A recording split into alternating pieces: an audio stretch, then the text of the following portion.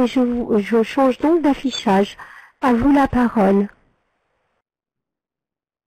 Bonjour, bonjour à tous et bienvenue dans cette dernière webconférence du FOD avant les congés d'été.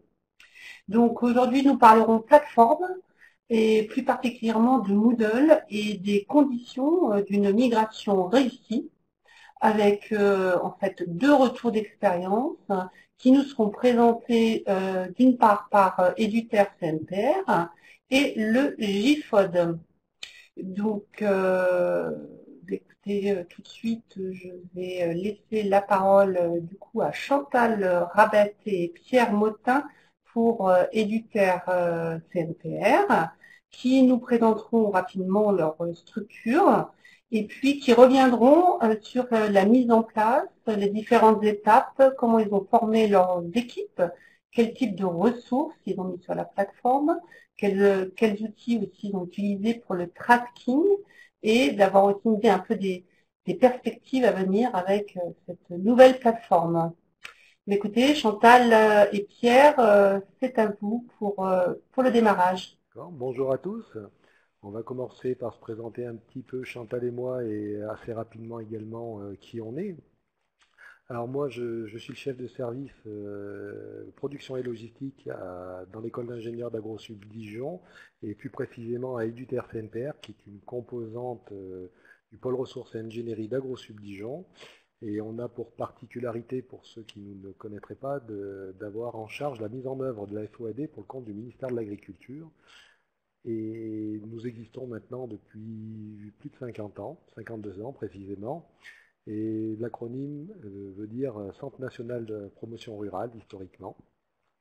Et je laisse la parole à Chantal pour se présenter à son tour.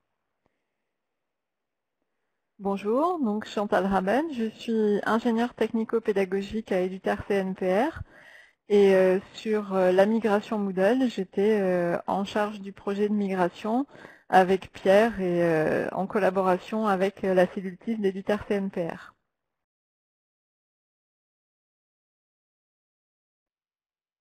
Donc, rapidement, comme Aurélia l'a dit, on a une trame pour vous présenter le pourquoi, comment s'est organisée donc notre migration, comment on a accompagné les équipes.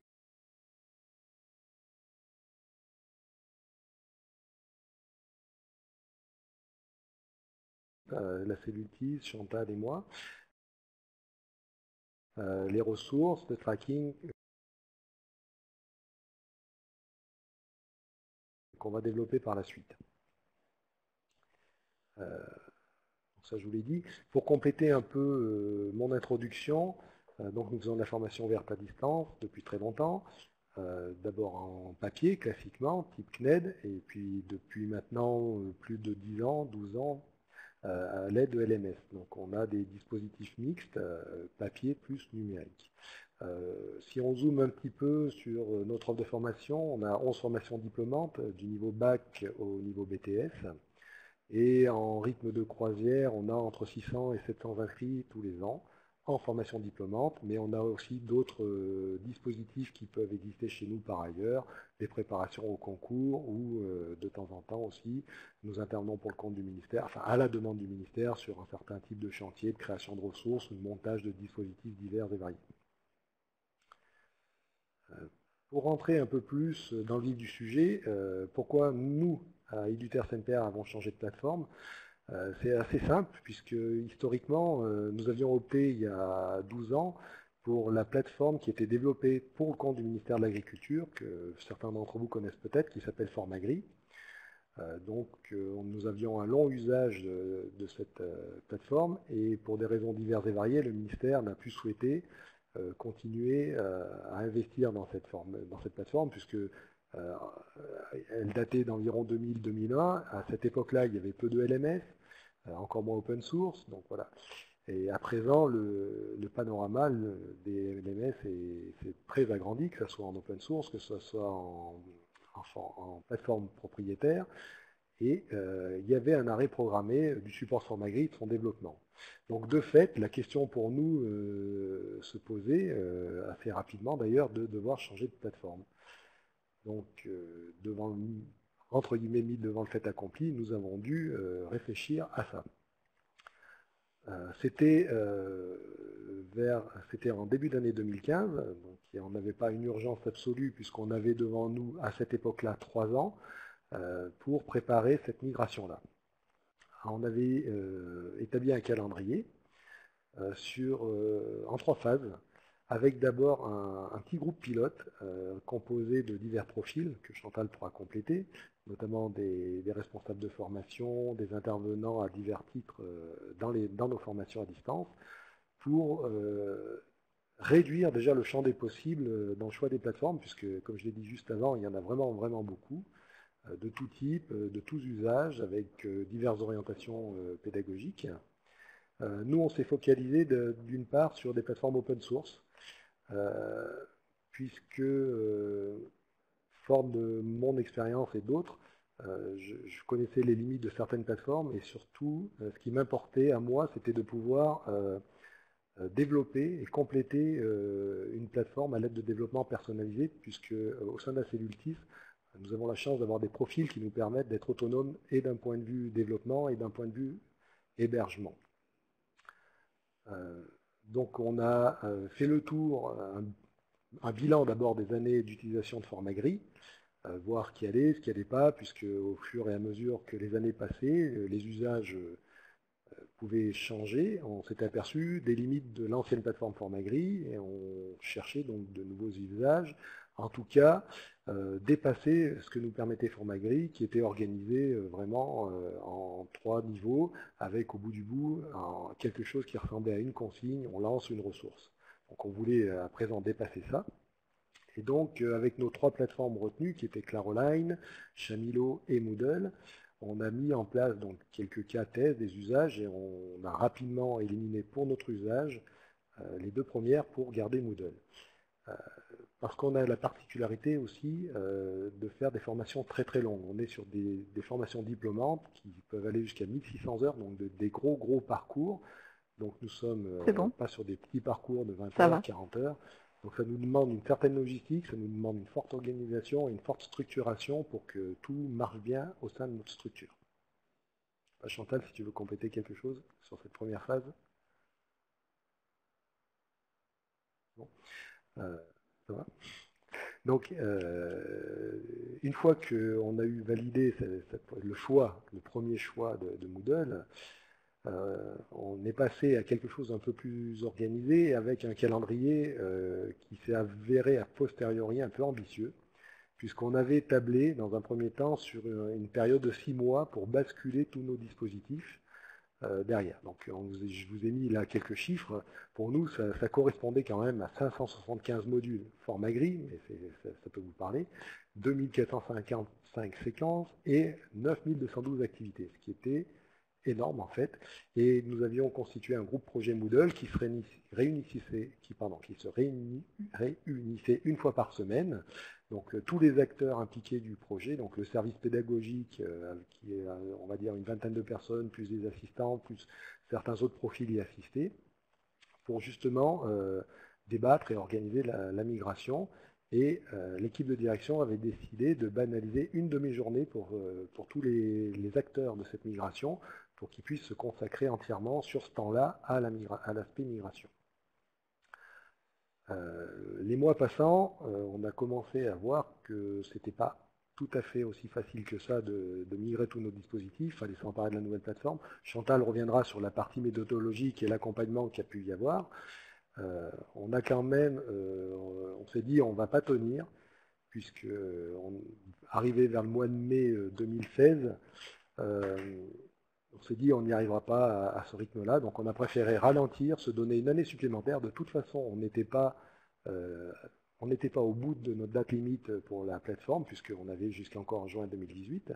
Donc on a ralenti le rythme, on a revu avec l'équipe de direction cette perspective-là, et on s'est donné comme objectif d'ouverture septembre 2017, avec dans le détail plus précisément, comme on est sur des formations sur 2 ans, d'avoir au moins la première année complète disponible, écrite et mise à disposition pour nos apprenants en septembre 2017 et complétée pour la suite.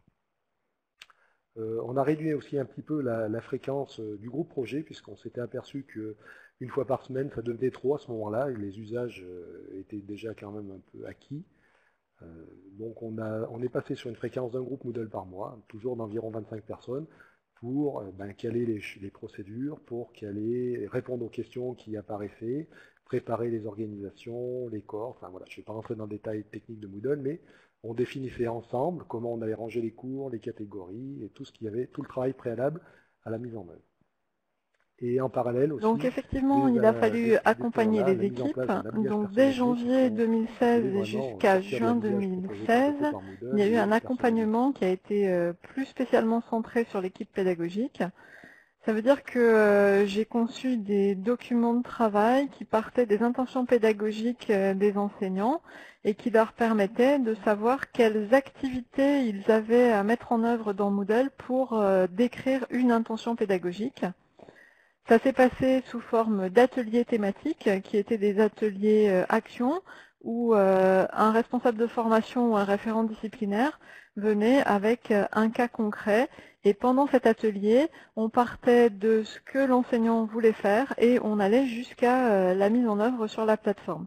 Ces différents ateliers ont été joués 3 fois chacun en moyenne pour que tous les agents du service pédagogique puissent intervenir et participer. À partir de juin 2016 et jusqu'à juin 2018, l'appui technique et pédagogique a été maintenu et il va continuer au-delà même de juin 2018. Le passage à Moodle, ça a été l'occasion de réfléchir sur l'entrée en formation, qui est un moment très important pour l'apprenant. Et nous avons en parallèle mené un groupe de réflexion sur l'harmonisation des pratiques pédagogiques au moment de l'entrée en formation. Parce qu'en fait, Moodle nous permettait de nouvelles possibilités. On a notamment mis en place un trombinoscope pour que chaque apprenant puisse se présenter rapidement sur une petite fiche synthétique avec une photo et quelques éléments qui permettent de décrire son projet professionnel. On a harmonisé les calendriers de formation entre la partie modules généraux et modules professionnels. Et ensuite est arrivée la phase de formation des assistantes pédagogiques, puisque, comme vous l'a dit Pierre, on a décidé de réduire un petit peu la fréquence des réunions pour laisser plus de temps aux personnes pour créer des contenus sur Moodle, mais l'équipe de direction a aussi pris la décision d'ouvrir 1 an après et de faire entrer les assistantes pédagogiques dans le jeu pour qu'elles puissent prêter main forte à la création de contenu sur Moodle. Donc il a fallu les former à ce nouvel outil et leur montrer comment, à partir d'une formation sur Formagri, créer un cours à l'identique sur Moodle, puisque sur Moodle, le niveau formation n'existe pas, donc il y avait une transposition à faire. Et ça, c'était un exercice un petit peu compliqué, puisqu'on perdait un niveau hiérarchique en passant sur Moodle, tout en gagnant beaucoup d'activités. Ensuite est intervenue la formation du service scolarité, puisqu'une fois que les contenus ont été créés sur cette plateforme, il fallait absolument trouver un moyen de délivrer aux apprenants les cours dont ils avaient besoin, mais uniquement ces cours-là. On ne voulait pas leur donner accès à la totalité des cours, puisque ça n'aurait aucun sens pour un apprenant. Donc il a fallu mettre en œuvre tout un système de cohortes. Et effectivement, on ne va pas rentrer dans le détail, mais en fait, le service scolarité a une carte heuristique qui lui permet de savoir exactement quels sont les cours qu'il faut raccrocher à un apprenant pour lui délivrer sa formation complète. Alors les ressources à Eduter CNPR sont multiples puisqu'on est sur des formations multimodales. Il y a bien évidemment des livrets d'auto-formation en papier, tout n'est pas numérique, mais il y a une part numérique qui est de plus en plus importante. Nous utilisons énormément la chaîne éditoriale Scénario Opal parce qu'elle permet d'intégrer différents types de médias à l'intérieur d'une seule ressource et c'est quelque chose qui est plébiscité par nos apprenants. Nous utilisons des vidéos pédagogiques qui sont tournées par les équipes d'Eduter CNPR et par la cellule vidéo et nous avons aussi exploré les différentes activités qui sont disponibles dans Moodle. Les activités donc ont été décrites dans les ateliers dont je vous parlais tout à l'heure et il y a également un cours que j'ai conçu qui s'appelle les différentes fonctionnalités de Moodle dans lequel chaque personne peut retrouver les activités de Moodle avec un exemple de l'utilisation de ces différents types d'activités. Et chaque personne qui est au sein de l'équipe pédagogique ou assistante de formation a accès à ce cours directement dès son inscription sur la plateforme. Pierre, je te laisse parler du suivi.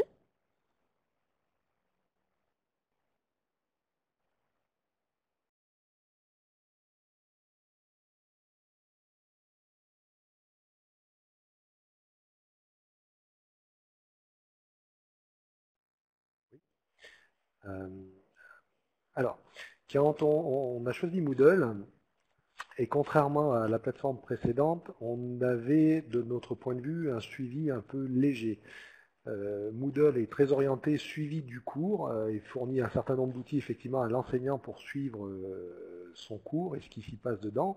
Mais dès qu'on change d'échelle et qu'on passe à, on va dire, un niveau BTS par exemple, on doit avoir une vision beaucoup plus large et beaucoup plus difficile du coup à avoir derrière. Les outils de reporting de Moodle sont un peu légers à la base. Ils sont limités à l'administrateur. Voilà, c'est pas une information qui est partagée globalement. Et en tout cas, c'était très insuffisant, voire inexistant pour fournir des éléments de preuve dans le cadre de la formation continue financée. Donc les financeurs demandent un certain nombre de preuves tous les mois, comme vous le savez certainement. Et là, Moodle n'avait pas d'outils par défaut pour ça. Et nous, on visait à rendre autonome dans ces parties-là et les responsables pédagogiques ou tous ceux qui ont à intervenir dans la formation et chez nous, les acteurs de l'ingénierie financière. C'était une limite qu'on avait vue dès le début pour Moodle, mais c'est aussi l'avantage de Moodle d'être ouvert et qu'on puisse l'augmenter en termes de capacité et de fonctionnalité à travers le développement de plugins. Donc on savait qu'on allait être confronté à cette problématique-là, mais on savait qu'on aurait de très très grandes chances de le résoudre d'une manière ou d'une autre. Donc on l'a fait en deux temps, ce suivi. Dans un premier temps, on a recherché les plugins qui pouvaient convenir. On en a trouvé un qui permet de faire du reporting personnalisé. Donc à la cellule TIS, on a développé des requêtes sur mesure. On a configuré Moodle, là encore une fois, on ne va pas aller dans les détails, mais pour produire des rapports personnalisés que les uns les autres peuvent télécharger, s'en emparer et le retriturer à travers des exports. Ça, c'était la phase 1. Et la phase 2, il était nécessaire et impératif de retrouver un suivi, un bon niveau de suivi, à la fois pédagogique et à la fois des parcours financés. Et là, on a développé un plugin qui est fait sur mesure et qui répond à la fois à la production de preuves, nous, pour nos financeurs, et à la fois pour tout intervenant, on va dire pédagogique au sens large du terme, responsable de formation ou autre, dans Moodle. C'est-à-dire que chacun est autonome, peut suivre les cohortes d'élèves comme il l'entend, recréer des niveaux de formation comme il l'entend, et ils ont des tableaux de bord qu'ils peuvent consulter et qui sont mis à jour en permanence, et dont ils peuvent exporter les résultats pour avoir une autre exploitation statistique ou autre à travers des exports Excel qui sont préformatés. Chantal, c'est bon? On a tout dit? Ok. Pour finir, donc, le bilan de notre migration. On a tenu l'échéance de l'ouverture à la rentrée 2017 de l'ensemble de nos formations, hein, donc des 11 formations diplômantes, avec des niveaux, soit des formations étaient entièrement portées sur Moodle, soit très avancées à ce moment-là. Et donc là, maintenant, elles sont terminées. On a par ailleurs ouvert d'autres plateformes Moodle en dehors, par exemple pour les préparations au concours. Donc l'investissement et le temps passé dans la migration de nos dispositifs de formation diplômante a été récupéré aussi pour les autres acteurs dans les autres types de formations qu'on peut conduire. Nous avons fait le choix, nous, d'avoir aussi une plateforme Moodle par typologie de public. Par exemple, on ne mélange pas nos préparations au concours avec nos formations diplômantes, et on a même maintenant un troisième Moodle qui est dédié à tout ce qui pourrait être dispositif externe qui ne rentrerait pas dans les deux premiers cas de figure. Bon, ça c'est un choix qui a été fait au sein de nos structures. Dans les perspectives qu'on a maintenant,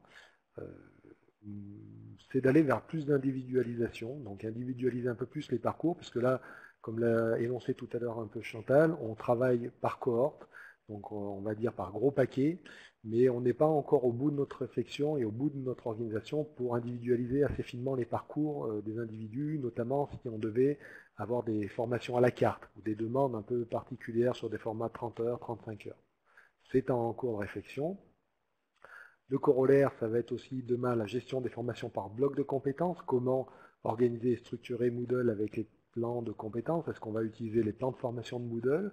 Voilà, peut-être que le prochain Moodle Mood qui a lieu bientôt va nous aider à y réfléchir, puisqu'il y a des interventions qui concernent cet aspect-là dans le prochain Moodle Mood.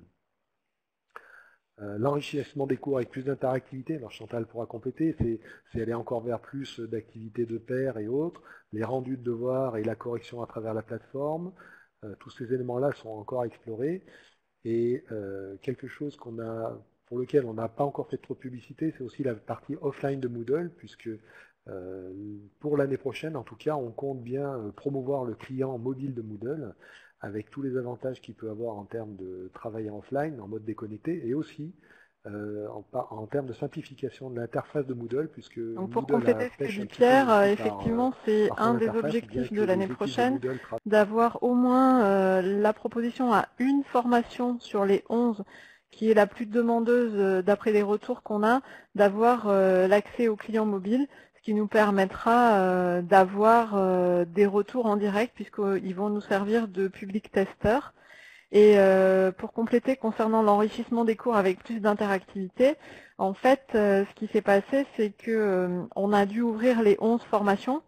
Donc ça veut dire que on a ouvert les 11 formations avec au minimum une année d'avance sur les apprenants, mais il y a des moments où on n'est pas allé jusqu'au bout de ce que propose la plateforme. Donc l'idée, c'est maintenant d'enrichir les contenus de cours en utilisant au maximum les potentialités de Moodle en termes d'activités. Et notamment les activités qui viennent d'être rajoutées avec le plugin H5P qui permet de créer des choses beaucoup plus attractives pour les apprenants. Parce que notre souci, c'est bien de garder les apprenants en haleine et qu'ils arrivent jusqu'au bout en étant motivés jusqu'au bout de leur formation. Voilà. Pierre, tu veux rajouter quelque chose?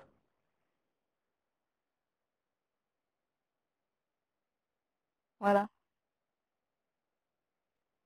À vous, Marion et Olivier.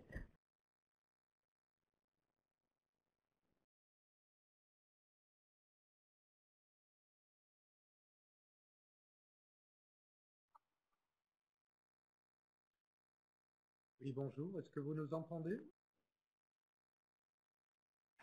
Oui, on vous entend. On vous entend, Marion et Olivier, il n'y a pas de souci. Vous avez ouvert votre micro, tout est bon. On vous entend. Vous pouvez y aller. Très bien, écoutez, bonjour à tous. En deux mots, je vais vous présenter le JFOD. Vous retrouvez ici le sommaire de notre intervention, mais il est identique à celui que vous venez de suivre avec Pierre, puisque c'était calé pour vous présenter les mêmes éléments dans les deux structures. Donc le JFOD est simplement une association que nous avons créée il y a maintenant plus d'une quinzaine d'années, association qui réunit donc des CFA ou des organismes de formation, association qui vise à mettre à disposition de l'ensemble de ses membres toutes les facilités et moyens techniques qui vont leur permettre de développer dans leur établissement un projet FOAD. Nous avons aujourd'hui entre 15 et 20 membres répartis sur l'ensemble du territoire français. Il y a en permanence des adhésions et des départs. C'est difficile de vous donner un chiffre plus précis que ça. Nous mettons à disposition de nos membres, bien évidemment, une plateforme de formation, mais également des contenus qui sont mutualisés entre les différents membres. Alors, il y a des contenus transversaux, du français, des maths, de l'histoire géo, prévention, santé, environnement, et bien évidemment aussi des contenus métiers. Plus on est transversal, plus c'est partagé entre les membres. La philosophie de cette association, c'est de mettre à disposition de ses membres tous les outils nécessaires à individualiser les parcours de formation. Et c'était le cas depuis l'origine, avec un outil, une plateforme propriétaire qui avait été conçue pour ça. Nous suivons également l'activité de nos membres au travers d'échanges et de partage d'expériences et mettons à disposition une équipe principalement pédagogique et administrative, la partie technique étant systématiquement sous-traitée à des prestataires avec lesquels la présentation du GIFOD. Pour la suite de la présentation, je vais céder la parole à Marion, qui est chargée du développement et de la pédagogie au sein du GIFOD. Bonjour à tous. Donc moi, je vais parler dans un premier temps des raisons pour lesquelles on a voulu changer de plateforme. Donc dans un premier temps, c'était de répondre aux attentes et aux besoins de nos utilisateurs, à savoir les apprenants et les formateurs. Donc notamment l'intégration d'activités en plus des ressources sur notre ancienne plateforme, chose qu'on ne pouvait pas faire sur cette plateforme. L'objectif aussi, c'était d'être en phase avec les générations actuelles et de la digitalisation en cours de la société, puisqu'on sait qu'actuellement, les générations actuelles utilisent quotidiennement le numérique. Donc, on veut pouvoir proposer des outils adaptés et notamment un outil responsive design pour permettre l'utilisation sur smartphone et sur tablette. Également les notifications en temps réel. Donc l'idée c'est de se rapprocher un petit peu du fonctionnement de Facebook avec des alertes lorsqu'il y a des nouveaux contenus, des publications ou des messages, enfin, pour permettre vraiment à l'apprenant d'être toujours connecté à son parcours de formation. Donc comme je vous l'ai dit, l'idée principale aussi c'est vraiment d'enrichir les parcours de formation avec des activités diverses et variées. Et c'est vraiment l'avantage de Moodle avec notamment les 20 activités qui sont proposées sur la plateforme, mais également la possibilité d'intégrer des liens, des vidéos, enfin voilà. Les possibilités sont nombreuses et c'est vraiment l'avantage de Moodle. On a également beaucoup d'établissements qui utilisent Ipareo. Donc l'avantage de Moodle aussi, c'est de pouvoir avoir une facilité d'interfaçage avec ces outils. Et notamment par rapport à tous les outils qui peuvent exister comme la classe virtuelle, la vidéoconférence, les réseaux sociaux, c'est de pouvoir avoir tous ces outils en un seul pour éviter la multitude d'identifiants et de mots de passe sur plusieurs outils. On a aussi la volonté d'avoir des challenges, donc avec la mise en place des badges et des récompenses, pour susciter vraiment l'intérêt des apprenants et les motiver dans les parcours de formation, puisqu'on a pu remarquer en faisant des challenges en interne que cela fonctionnait bien. Donc voilà, on veut vraiment utiliser les badges, puisque Moodle permet un fonctionnement assez facilité des badges. Et pour finir, favoriser vraiment le travail collaboratif avec les outils qui sont proposés sur la plateforme.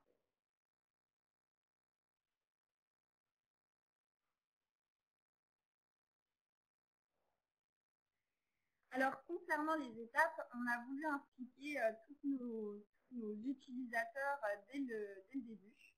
Donc, on a mis en place des ateliers collaboratifs qui ont duré donc 3 mois au printemps 2017, lors desquels, en fait, l'objectif était de recenser les souhaits, les besoins et les attentes de ces utilisateurs. Donc, on a fait un atelier avec l'équipe projet du GIFOD, donc M. Kitsch, moi-même et une collaboratrice. Ensuite, on a sollicité les formateurs de nos membres, les chefs de projet et certains apprentis. Et durant ces ateliers qui étaient organisés de manière assez ludique, on a recensé vraiment leurs attentes et priorisé leurs besoins pour pouvoir développer la plateforme afin de répondre à leurs attentes. Donc c'est quelque chose qui a bien fonctionné et vraiment de pouvoir bien les impliquer dès le début afin de pouvoir commencer à rédiger un cahier des charges de la plateforme. Ensuite, on a recherché et sollicité un prestataire qui avait pour but de développer le Moodle qui correspond aux attentes et aux besoins de nos utilisateurs et pouvoir le personnaliser justement en fonction de ses besoins. Et une fois qu'on a trouvé notre prestataire et qu'il a commencé à faire le développement souhaité, on a pu faire une expérimentation chez l'un de nos membres durant une année pour tester justement ses premiers développements et pouvoir l'améliorer par la suite pour l'ensemble de nos membres. Une réflexion a été menée tout particulièrement sur les contenus de formation. Donc on en a environ 3500 actuellement. Et pour des raisons d'évolution d'ordre technique, par exemple le flash qui à terme ne va plus fonctionner, on a tout réactualisé, enfin on a décidé de tout réactualiser, donc c'est un chantier en cours puisqu'il y a pas mal de travail. Et on en a profité pour améliorer ces contenus avec une nouvelle charte graphique, l'intégration d'une bande sonore, un redécoupage, et les rendre aussi responsive design puisqu'ils ne l'étaient pas sur l'ancienne plateforme. Donc voilà, là, un gros chantier en cours.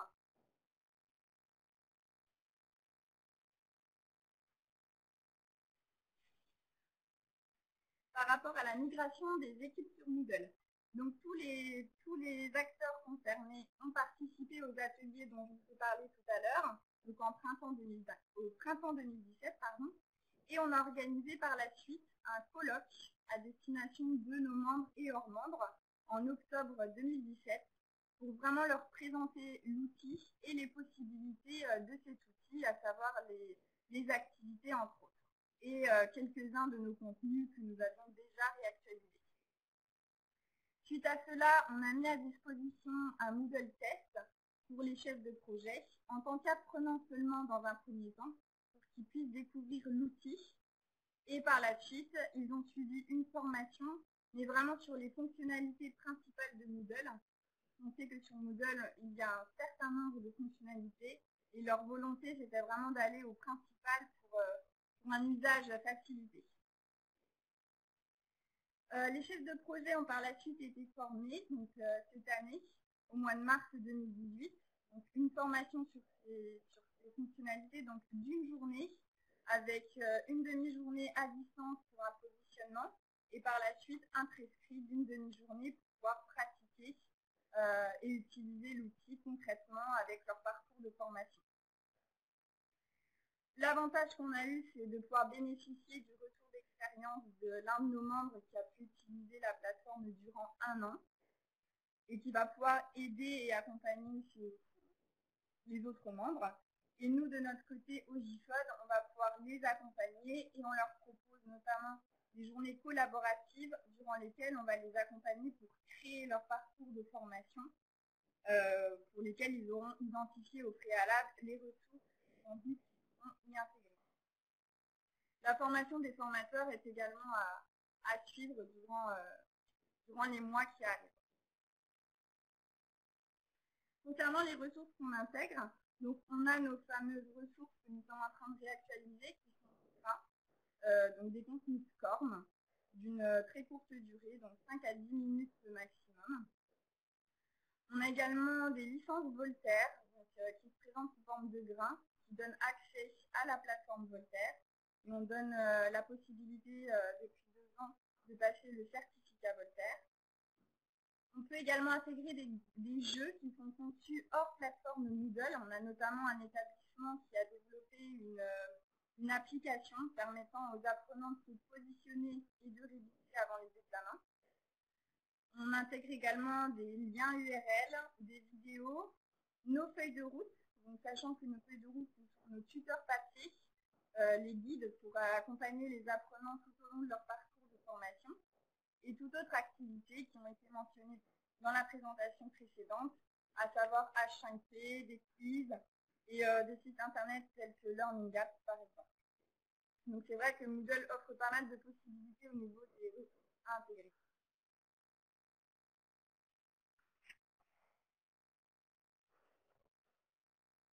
Voilà, je vais reprendre la parole. J'espère que vous m'entendez. Pas de réaction, donc on peut supposer que tout le monde vous entend. Donc concernant le tracking, on a été un peu, le suivi en l'occurrence, on a été un peu sur la même approche que nos collègues éditeurs, sachant qu'on n'avait pas trouvé sur le marché de plugins disponibles qui répondent à nos attentes et à la réglementation, et que de la même manière, le tracking natif de Moodle ne correspondait pas à nos besoins, et en plus, il s'avère très limité en nombre d'apprentis qu'on peut suivre et en nombre de données qu'on peut faire remonter. Donc, nous avons été amenés à développer un plugin spécifique où en fait, l'ensemble des acteurs du projet, qu'ils soient formateurs, responsables administratifs ou personnes en charge de la facturation, ont collaboré à l'écriture d'un mini cahier des charges pour qu'on puisse passer commande très clairement au prestataire avec lequel on a fait réaliser ce développement.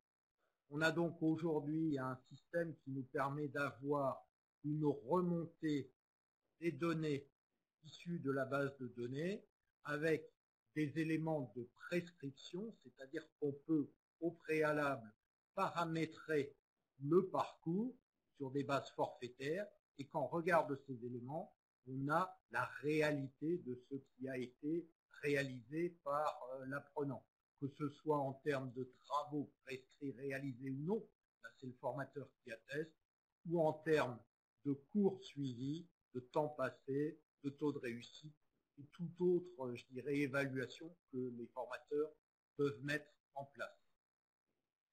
Ce temps passé est bien évidemment comptabilisé à la fois sur les contenus SCORM, mais également sur les activités que les formateurs ont chacun créées dans leur établissement, chaque formateur ayant cette possibilité, soit à l'intérieur de son établissement, soit en interétablissement dans le cadre du GIFOD. Donc je le disais tout à l'heure, les résultats aux questions pré-formation, on a un système de positionnement systématique, et aux questions post-formation sont remontés également au travers de ce tracking.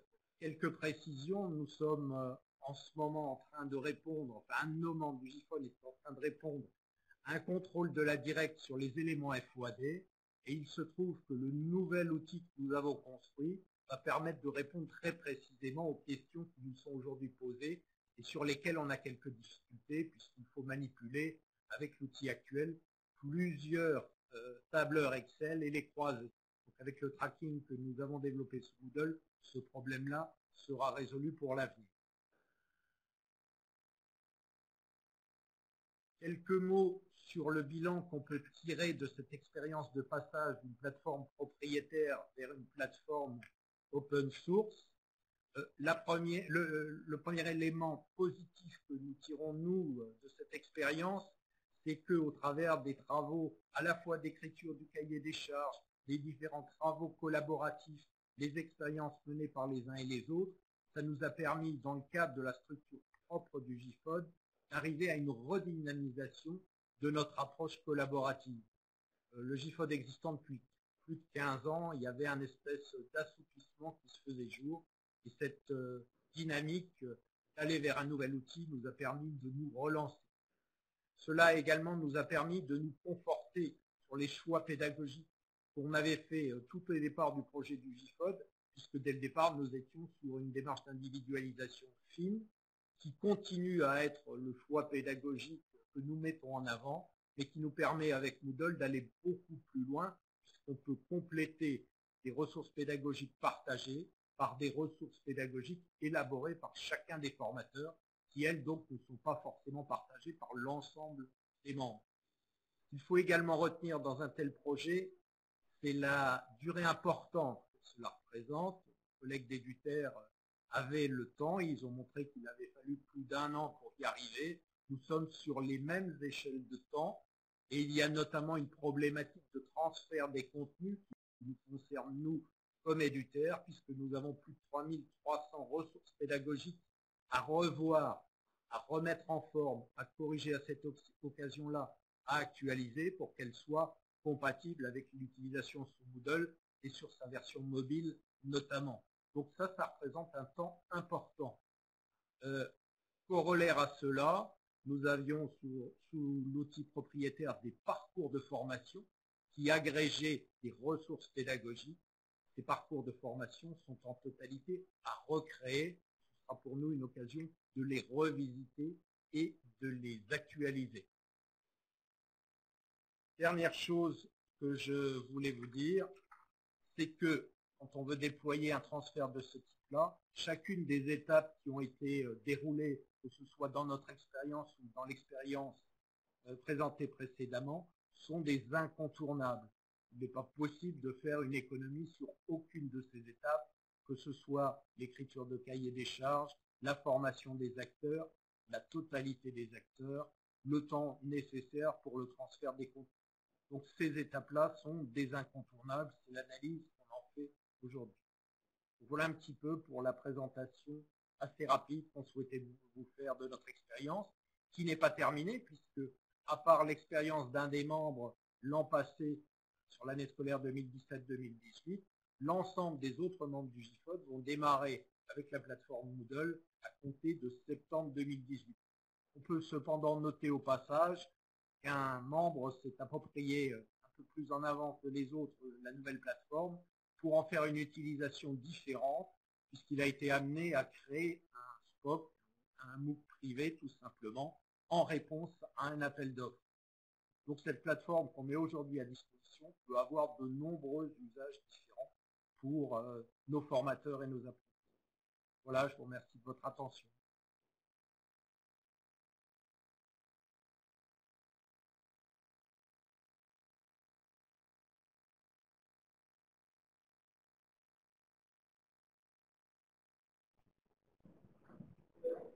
Merci Olivier. Nous avons eu plusieurs questions qui sont arrivées au fil des interventions des uns et des autres, à laquelle vous pouvez répondre, je pense, chacun en relation avec votre retour d'expérience. Déjà, il y a Gwen Kilou qui nous pose la question: a-t-il eu des formations pour apprendre à manier le Moodle pour faire ce projet? Effectivement, est-ce qu'on a formé les formateurs ou assistants de formation à utiliser Moodle? Comment vous avez procédé chacun pour votre structure? Oui. Chantal? En fait, il y a eu des formations donc par atelier. Je vous ai parlé des ateliers formation action, mais avant ces ateliers de formation action, il y a eu des ateliers de découverte où on est parti de la première page de connexion, comment je me connecte dès que j'ai reçu mon identifiant, mon mot de passe, quand je me connecte, quel est le premier écran que je vois. Et il y a aussi j'ai construit des documents à base de capture d'écran pour savoir comment faire et pour que les gens puissent retrouver les éléments qu'il y avait à remplir pas à pas une fois qu'ils étaient repartis de la formation et de la salle quand ils étaient dans leur bureau.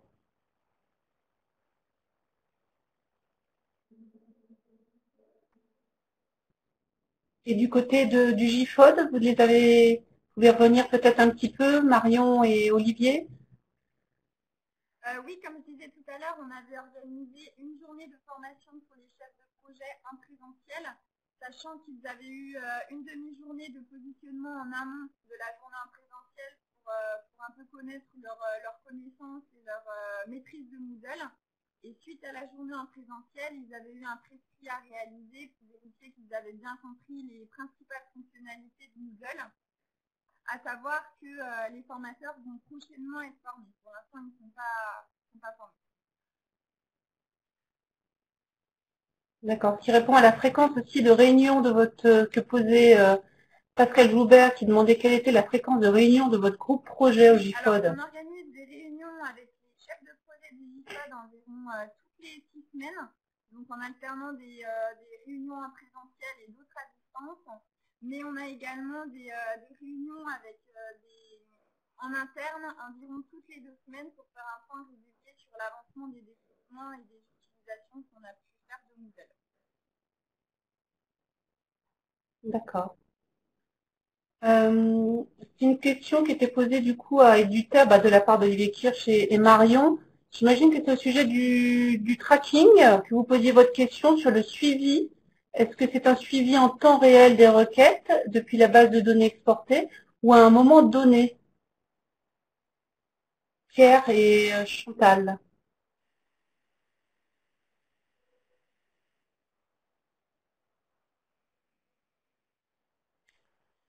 Alors, ça dépend ce qu'on entend par suivi en temps réel. C'est pas un suivi temps réel comme dans Google Analytics par exemple, mais c'est effectivement un tableau de bord intégré dans Moodle qui, au temps donné, affiche les données réelles. Donc il suffit d'actualiser la page à n'importe quel moment pour avoir un état instantané de ce qu'il en est dans la base de données. Après, on a aussi possibilité d'exporter les données pour un traitement en dehors de Moodle. Donc, il n'y avait pas un intérêt particulier à avoir un vrai suivi temps réel comme dans Analytics, hein, toujours. mais on est en Et justement, semi-temps réel. j'avais une Je sais question, pas comment moi, il qui qualifie fera le d'ailleurs. lien avec la suivante. On a un instantané Chacun à chaque moment. chacune de vos structures a développé un plugin spécifique pour voilà, répondre aux attentes aussi du cadre réglementaire sur l'assiduité et le suivi des stagiaires. Vous n'aviez pas trouvé sur le marché déjà un plugin qui aurait été satisfaisant?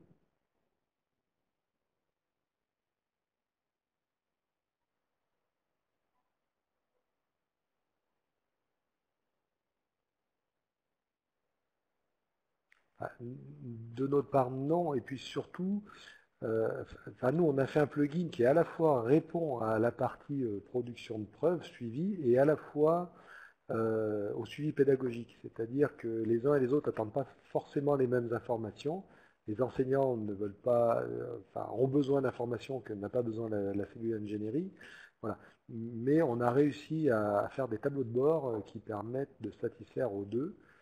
Et c'est très lié à notre organisation et à nos processus. Donc, trouver un plugin générique qui colle avec la structuration qu'on a adoptée de nos cours, des catégories, ainsi de suite. On ne l'a pas abordé tout à l'heure, mais bon, chez nous, le suivi se fait par activité, soit de manière automatique, soit par acquittement des apprenants. Et on a utilisé, là pour le coup, un autre plugin qui nous permet d'ajouter des données complémentaires à chaque cours. Notamment, nous, on s'en est servi pour entrer des volumes horaires, pour les activités. Et c'est à partir de ça qu'on remonte des... D'accord. Et d'ailleurs, il y avait Jacques Lepage qui demandait si le plugin que vous avez développé était libre d'utilisation. Pédagogique pour le volet pédagogique.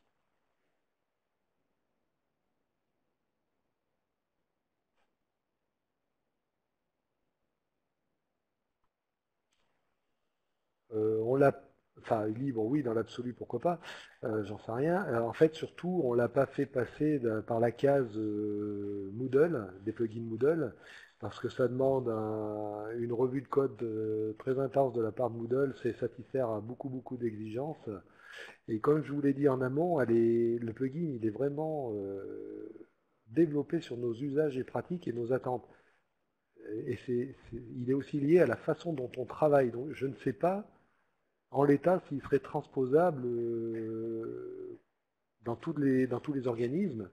Il serait forcément utilisable. Après, est-ce qu'il collerait à la réalité des pratiques? Je ne sais pas. En tout cas, s'il était utilisé par d'autres, ça voudrait dire l'utiliser suivant nos intentions, quoi. C'est-à-dire avec des heures de suivi renseignées par cours et par activité. Et du côté du GFOD, justement, ce plugin, pourquoi vous avez développé un plugin spécifique?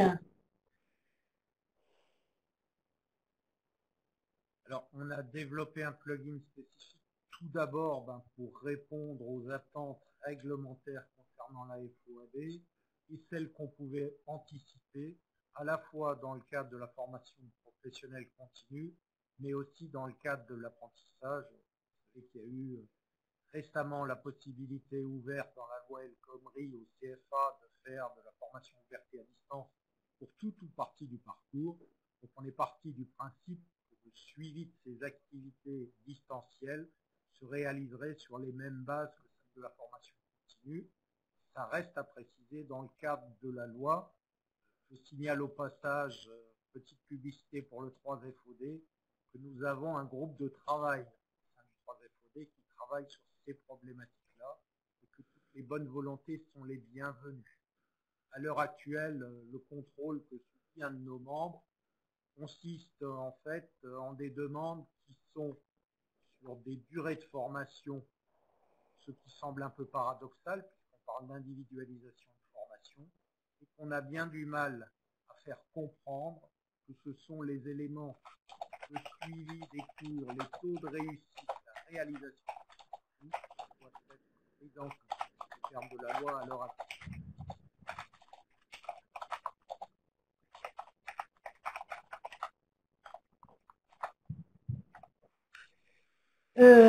Merci.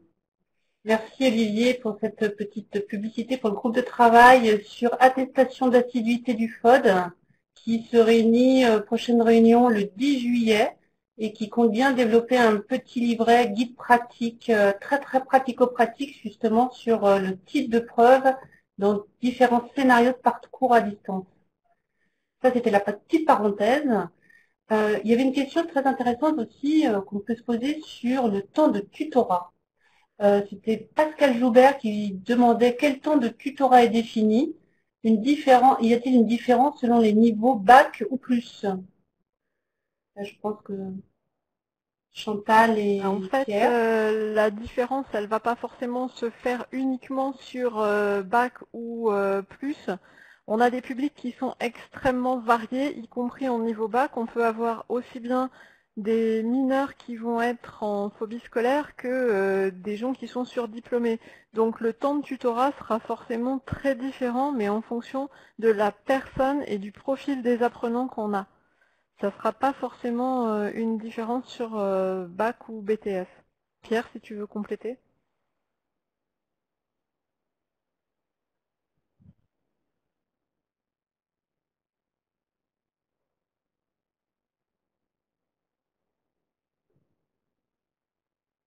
Et du côté du GIFOD, c'est un petit peu la même réponse.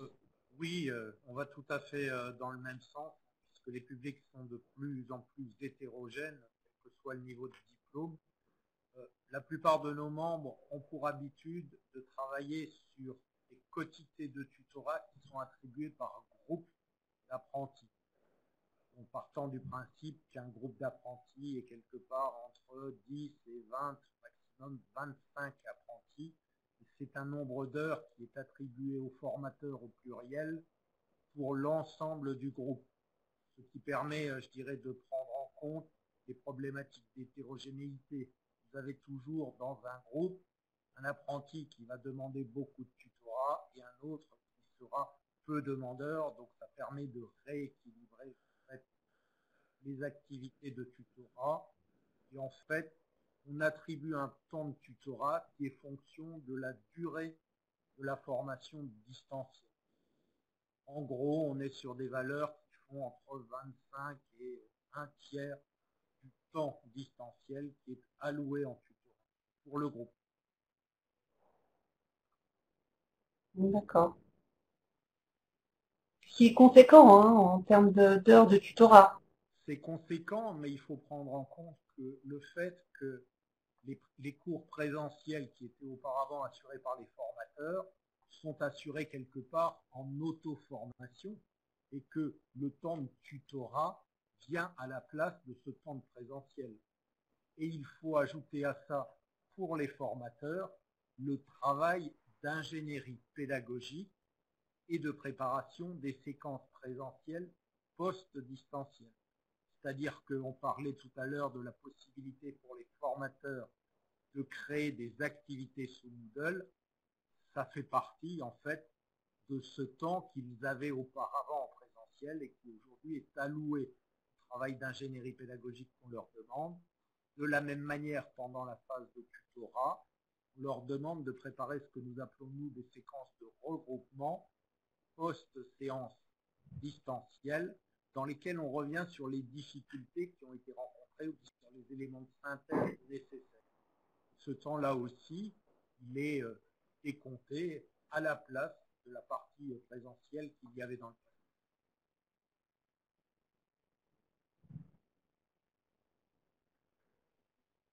Donc, Pascal Joubert qui demandait le tuteur est-il à temps plein sur l'activité de tutorat? C'est un temps plein sur l'activité en tant que telle, mais aussi dans sa préparation et dans les temps de regroupement. Donc, il y a différents temps et différentes séquences. Il y a différentes fonctions du formateur, mais il existe des cas chez nos membres où ces fonctions sont séparées d'une personne à l'autre. On peut avoir un formateur qui n'est que tuteur et un autre formateur qui ne va s'occuper que des séquences présentielles ou de l'ingénierie pédagogique du dispositif. Je dirais chacun des membres du GIFOD a adapté le système blended qu'on met en œuvre en fonction de ses souhaits, mais aussi des conventions qui régissent son établissement.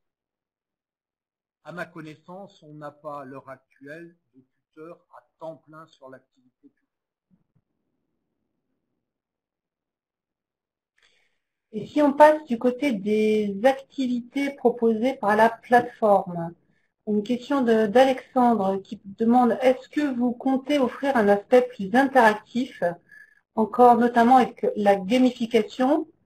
C'est une question qui était posée certainement à Chantal et à Pierre sur Pierre Éditer. disait qu'on va se rendre au Moodle Moot prochainement et il y a un atelier sur la gamification et sur la possibilité de créer des jeux, voire même des escape games à partir de Moodle et ça m'intrigue un peu, donc je vais participer à cet atelier et je pourrais vous en dire plus. Effectivement, je pense que c'est un plus d'apporter de la gamification, même si tout ne peut pas être mis sous ce format-là.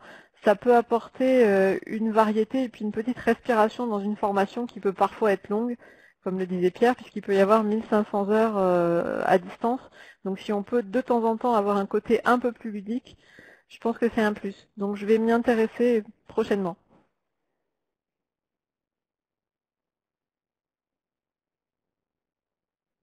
Et j'ajouterai une chose, je voudrais vous demander quelles sont pour vous les activités proposées par la plateforme Moodle qui sont les plus intéressantes dans un parcours de formation à distance que vous avez pu mettre en place et tester?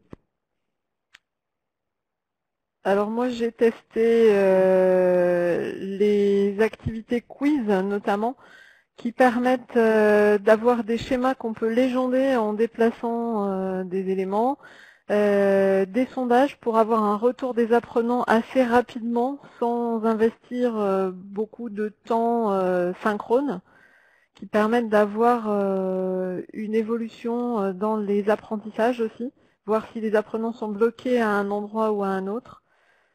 Et après, dans les activités H5P aussi, pas mal de choses qui sont intéressantes.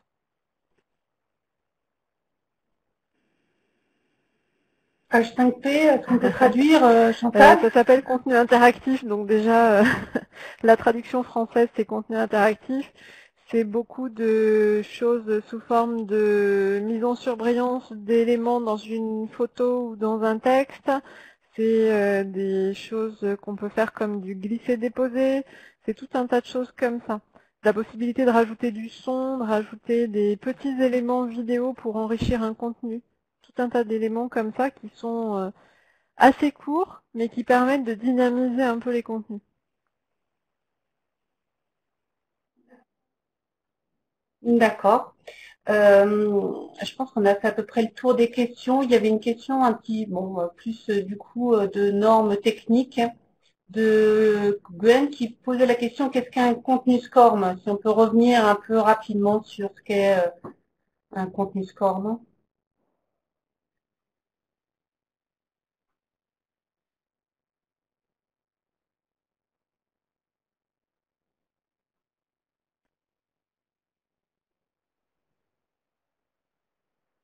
Ouais, moi, je vais bien répondre. Je vais essayer de ne pas faire trop technique, mais SCORM, c'est un standard qui a été édité, qui a eu plusieurs versions successives et qui est peut-être au fin de sa vie maintenant, je ne sais pas trop, en tout cas concurrencé par une dernière version qui s'appelle Team Canopy.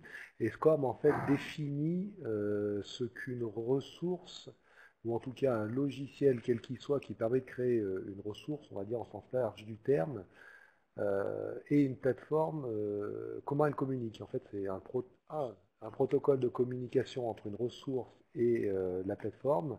Et deux, en fonction du niveau de SCORM retenu, ça dit ce qui est échangé entre la plateforme et la ressource. Et Très par bien, exemple, merci Pierre. Et pour, voilà, parce qu'on arrive à la fin de cette webconférence, je dirais pour conclure, c'était la question que posait Pascal et à laquelle je pense également, qui était pour chacune de vos structures, qu'est-ce qui a été le plus difficile dans ces migrations Moodle? Si vous deviez dire une des étapes, quelle était la plus longue, la plus complexe, la plus difficile? Peut-être le GIFOD?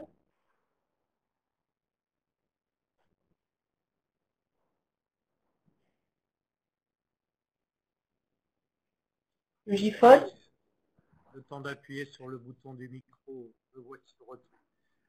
L'étape de notre point de vue, on va dire, la plus laborieuse, c'est principalement le transfert des contenus et la réécriture des parcours de formation, avec la difficulté qui a été évoquée tout à l'heure, du fait qu'il y a un niveau de moins sur Moodle que ce qu'on avait l'habitude d'avoir sur l'outil propriétaire qu'on avait précédemment dans les architectures des parcours de formation, ce qui complique un peu la donne avec des problématiques de cohorte déjà évoquées.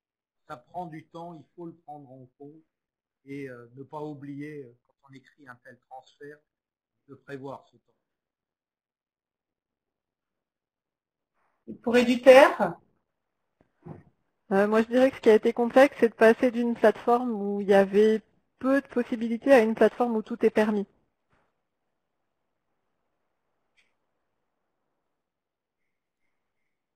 d'accord, écoutez.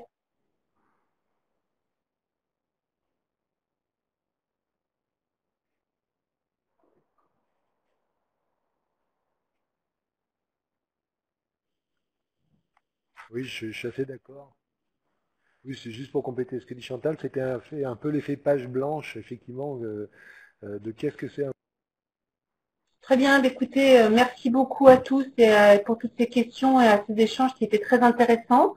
Nous remercions aussi l'Accession qui est notre partenaire pour ces webconférences et on vous souhaite des bons congés d'été. Et prochain rendez-vous, ce sera le rendez-vous de la rentrée, une webconf le 18 septembre pour un décryptage de la réforme de la formation professionnelle avec Denis Christol du CNFPT et Monsieur Amis de l'Université technologique de Troyes. Je vous remercie tous et très bon été. Merci, au revoir.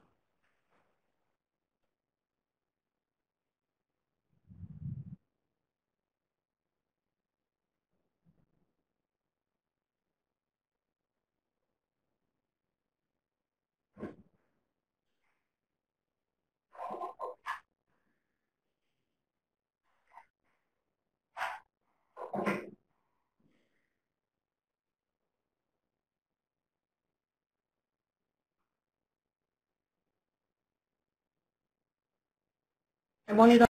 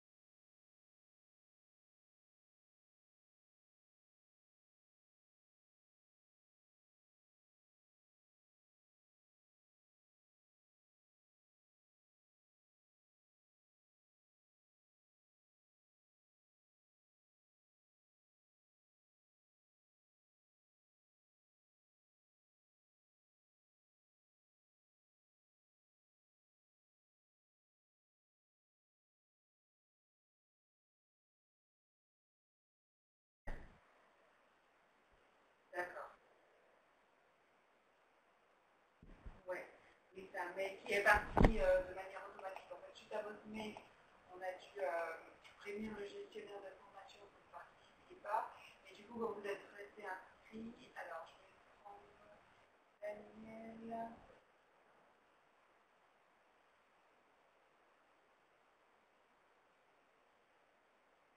Ah, demain.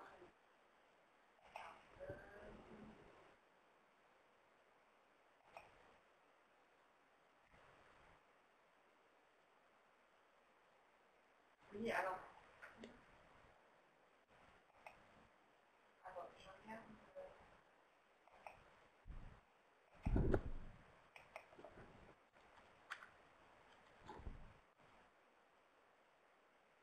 Daniel Kemal, c'est ça. Ok. Donc, ce que je fais.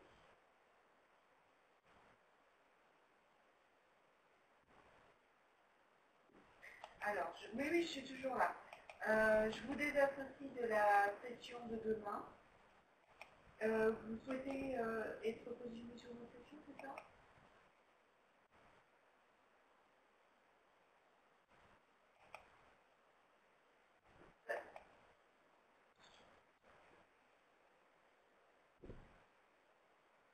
Alors, moi, ce que je vais faire, c'est que je ne peux pas vous repositionner comme ça sur votre session. Je vais transmettre la demande au gestionnaire d'habitat des doutes qui reviendra vers vous. D'accord? Voilà. Non, c'est comme ça. Je vous en prie. Bonne journée.